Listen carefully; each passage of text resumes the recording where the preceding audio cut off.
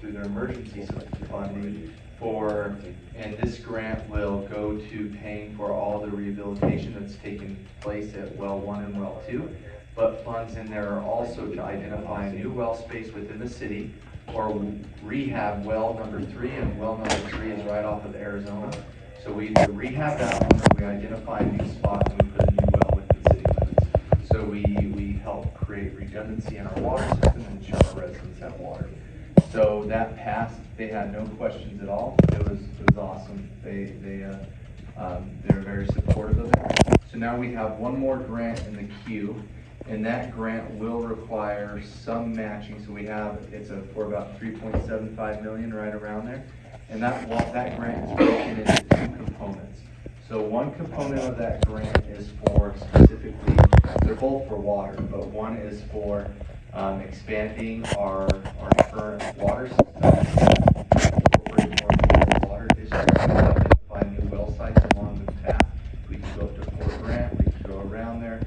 It would help us with economic development as well. It would help diversify our portfolio. So as agriculture sells their properties, they could tie onto our city water system. Helps us with housing. So it helps us expand our entire water system, and it provides needed relief to our county residents and ensures that they have a water supply. So that's a component of the grant. Another component of the water grant is to replace all of our water valves in the city.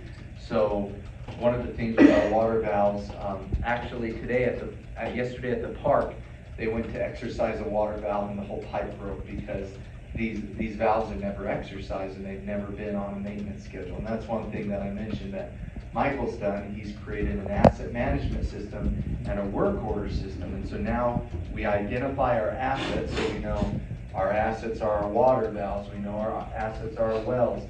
And then we put in a work order system where every year that asset will be exercised. So every year that valve will be exercised. Every year the fire hydrant will be exercised.